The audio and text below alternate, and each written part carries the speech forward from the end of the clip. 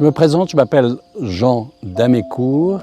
Moi-même et mon épouse Jacqueline sommes les propriétaires du château de Jussy et de son parc, dont j'ai hérité de mon père. Ce château est dans la famille depuis 5 générations pour les Pontons d'Amécourt et par mariage depuis le 18e. Le château que vous voyez derrière a été construit pour la plus grande partie au XVIIe par une très grande famille du royaume qui s'appelait les Gamaches et qui était très proche de tous les rois depuis Charles VII, époque où ils étaient venus s'installer en Berry, alors qu'ils étaient d'origine normande et picard. C'est une construction en briques et pierre assez unique dans son genre et c'était probablement un des premiers châteaux du XVIIe, en tout cas dans la région. Le parc a été dessiné au XIXe, probablement entre 1830 et 1848, on ne sait pas très bien, probablement à la fin d'ailleurs, par un dessinateur de jardin très actif en France à cette époque qui s'appelait le comte de Chouleau. Et ce parc agricole et paysager est caractéristique de la vue, de la vision de cet homme à cette époque. Et il avait pour but de permettre aux familles habitant le château, après le retour et le départ des Bourbons, ces familles s'étaient installées, la plupart à la campagne, pour mettre en valeur leur propriété. Elles avaient besoin d'un parc et Chouleau a réussi à les convaincre de faire un parc qui se mêlait à l'environnement agricole qu'ils étaient en train de développer et de moderniser, comme l'avaient fait les Anglais avec les enclosures. Et c'est le résultat de ce parc que vous voyez aujourd'hui. Nous avons ici, dans le château, le plan d'origine qui avait été fait avant de dessiner le parc lui-même. C'est un parc romantique, bien sûr, mais Chouleau, qui avait vécu en Angleterre et qui s'était promené dans toute l'Europe, avait vu que dans les autres pays européens, notamment en Angleterre, on utilisait les terres agricoles pour faire partie du parc. C'était particulièrement vrai des très grands parcs anglais qui ont des centaines d'hectares et dans lesquels il y a souvent des cultures et de l'élevage. Ici, on est dans un parc qui a seulement 60 hectares, mais la notion existe toujours. Et nous avons dans le parc ici des cultures qui font partie de l'exploitation agricole du château que nous contrôlons, enfin qui nous appartient, que nous exploitons en direct.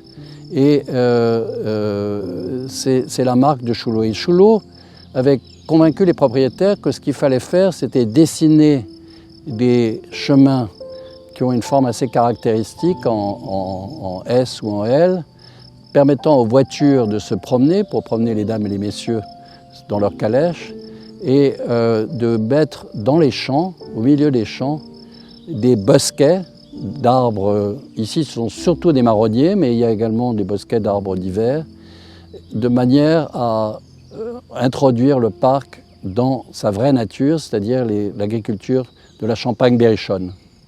Et de garder, il y avait une chose qui était très importante pour Chouleau, c'était la transparence, ce qu'on s'est efforcé de maintenir à l'intérieur du parc, c'est-à-dire le fait qu'on voit très clairement en dessous et au travers des bosquets ce qu'il y a derrière, et aussi l'ouverture vers l'extérieur. Donc il y a de nombreuses ouvertures sur la Champagne berrichonne. Nous sommes ici en pleine Champagne berrichonne, c'est-à-dire en terre calcaire, ce qui est à la fois un honneur et une grande difficulté. L'idée, c'est vraiment que ce parc fait partie de son environnement, qui est l'environnement de la Champagne berrichonne. Il n'est pas très caractéristique parce que la Champagne berrichonne, c'est surtout des grandes plaines sans arbres, avec quelques haies et quelques bois, et c'est tout. Et ici, justement, on a un havre qui est construit dans un creux, le long de la rivière qui alimente les douves, qui s'appelle le Cran, et qui est caractérisé donc par des espaces de verdure, des espaces de pelouse et de nombreuses plantations d'arbres, des allées en alignement, notamment le long du canal ou les allées d'accès au château, mais qui est une nature extrêmement cultivée par rapport à son environnement. Alors à l'origine ici, je dis, il y avait un jardin Louis XIV dont on voit encore les traces, on ne les voit pas en ce moment parce que là, on n'a pas encore fait les foins sur la grande pelouse, mais il y avait un mur qui partageait la grande pelouse au sud qui était l'endroit où se trouvait un jardin formel. On ne sait pas très bien le détail parce qu'on n'a pas le plan, malheureusement. Et de l'autre côté, il y a une petite maison qui s'appelle la maison de tambour qui faisait l'angle de ce mur. Le mur se prolongeait vers la rivière et là, il y avait le jardin potager et le verger. Et donc, c'était le jardin d'une maison du XVIIe, sauf les maisons royales, était quelque chose d'assez limité. C'était charmant, c'était très civilisé, il y avait de jolies choses à faire et on pouvait se promener, mais c'était quand même assez petit. Et c'est au XIXe qu'on a finalement agrandi ça, pris les champs autour et créé ce parc de 60 hectares. L'une des particularités aussi du concept de Chouleau, qui a été tout à fait respecté ici, c'était qu'il n'excluait pas un côté très formel autour du château. La grande cour, la façade sud du château sont très formelles, avec des ifs taillés, des rosiers rangés. Les Sperry Shops que vous voyez ici sont rangés comme à la bataille. Il y a des grandes roses sur les murs. Dans toute la propriété, il y a un nombre très très important, il y a une très grosse collection de rosiers. Je suis un passionné de rosiers, c'est moi qui en ai planté la plupart. Pas tous, mais la plupart. Alors oui, l'aspect formel, c'est simplement l'environnement du château XVIIe, mais qui, par une espèce de fusion naturelle, se mêle très bien avec le parc romantique. Et il y a par exemple ici une allée, une double allée de tilleuls qui est fort ancienne et qui faisait partie du parc XVIIe et qui a été inclus absolument sans aucune difficulté dans le parc romantique. On a simplement fait passer un chemin. J'ai eu la chance de vivre dans mon enfance ici. Et ensuite, j'ai vécu pendant 2 ans dans mon enfance également chez mon grand-père, dans une autre propriété avec un parc aussi près de Châteaudun. Et donc, au fond de moi existe le paradis de l'enfance qui est lié à l'existence d'une grande maison avec son parc. Et ça a été le point de départ. Et puis derrière, c'est greffé le fait que mon épouse avait aussi un peu le même héritage et que tous les deux, on a vécu en Angleterre et qu'on a eu l'occasion de visiter une multitude de parcs et de jardins anglais et qu'évidemment, ça nous a plongé dans le rêve et ça a encore nourri en plus cette passion pour le parc. Et j'avais toujours, quand on allait visiter ces propriétés, je rêvais toujours à ce que je pourrais importer et mettre à Jussy. D'ailleurs, il y a des choses que j'ai faites, que j'ai copiées. Enfin, on s'inspire toujours évidemment des autres. Il faut, c'est indispensable. D'abord, c'est le travail de plusieurs générations. Moi, je suis surtout l'héritier du travail que mon père avait commencé à faire, qui m'a communiqué peu à peu cette passion qui, je dois dire, n'occupait pas beaucoup de mon enfance. J'aimais l'endroit follement, mais je ne m'intéressais pas beaucoup au parc, ce n'était pas mon sujet.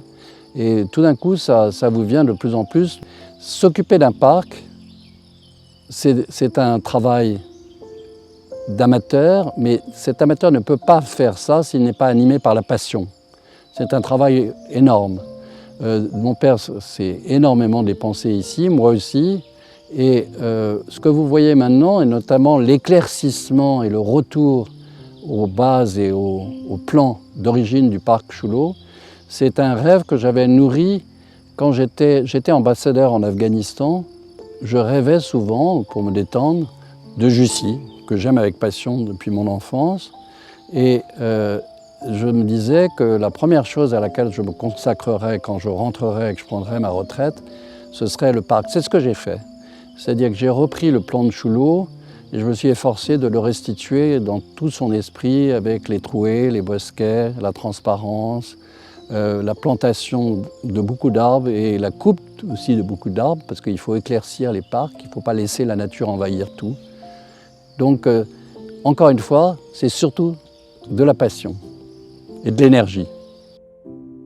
Je pense que ma vision, en tout cas dans l'immédiat, ou pas l'immédiat, mais le très, très proche terme, c'est la passation à la génération d'après. L'idée, c'est tout simplement, je vois que mes petits-enfants sont très attachés à cette propriété et qui se conduisent ici comme s'ils étaient chez eux. J'ai 4 petits-enfants qui vivent à Moscou avec leurs parents. Quand ils viennent ici, c'est chez eux, ils sont chez eux. Et donc, peu à peu se dessine avec mes enfants le projet d'une transmission patrimoniale qui pourrait les concerner tous les trois et leurs enfants, et qui serait une propriété dans laquelle ils passeraient l'essentiel, pas la totalité bien sûr, mais l'essentiel des vacances comme Pâques, Noël, une partie de l'été, la période de chasse, et dont ils s'occuperaient. Voilà en tout cas comme les choses se dessinent et comme elles me conviennent parfaitement si elles se réalisent.